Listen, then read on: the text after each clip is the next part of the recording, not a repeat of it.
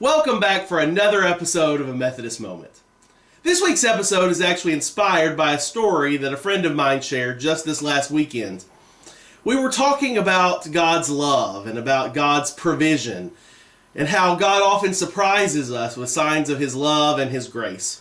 She shared this story. Right now, our youth are in the middle of raising money for summer missions. And part of their special Halloween fundraiser is they're selling Halloween insurance. The way it works is for the bargain price of $20, should your yard get rolled, all you have to do is pick up the phone and the youth will come clean it up. And I guess you could say as an added bonus, that means your house is automatically off any potential list of potential targets that might or might not have the possibility of being rolled. Not that I'm saying our youth would do anything like that, because we all know the Methodist youth are too busy praying and reading their Bibles to have any time for such shenanigans. Anyway, back to the story. My friend was struggling over whether or not to buy the insurance and support the youth fundraiser. Because hey, we all know there are months where $20 is worth a whole lot more than at other times. She sat there and thought of all the things that she could do with that money, but finally decided it was a good cause. And so she bought the insurance. Well, lo and behold, just a few nights later, she arrived at her house to find her yard in the midst of being rolled. She scared off the people who were doing it and they ran away. But because she had insurance, all she had to do was pick up the phone and call, and it was clean. Now you might be asking yourself, just what does that have to do with the provision of God? Well, not only did she get her yard cleaned, but because she interrupted the people in the process, she found 18 brand new rolls of toilet paper on her front porch. And guess what was on her shopping list for that week? That's right, toilet paper. She gave her money to the work of the church and God paid her back, I guess you could say twofold. She got a clean yard and she got a shorter shopping list.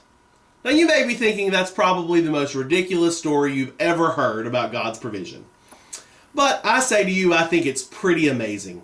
Not only as a testament to God's sense of humor, but even more as a testament to the power of a trusting heart to see God's hand and God's blessing even in the most surprising of circumstances. Philippians 4, verses 11 through 13 say, I have learned to be content whatever the circumstances. I know what it is to be in need, and I know what it is to have plenty. I have learned the secret of being content in any and every situation, whether well-fed or hungry, whether living in plenty or in want. I can do all this through Him who gives me strength. And then he continues in verse 19 saying, And my God will meet all your needs according to the riches of His glory in Christ Jesus. I wonder how our lives could be different if we put as much effort into seeking God and His blessings as we do into seeking success and wealth and all the things that come with it.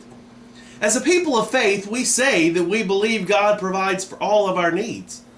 But do we live the kind of lives that truly display that kind of faith? That truly display that level of trust? Maybe we all should open our eyes a little wider to the blessings of God's abundance that surround us. We might just be surprised by what we can find. Well, thanks for joining us. Please check back next week for another Methodist Moment. It might just change your week. And don't forget to subscribe. We really love having fans. Be blessed.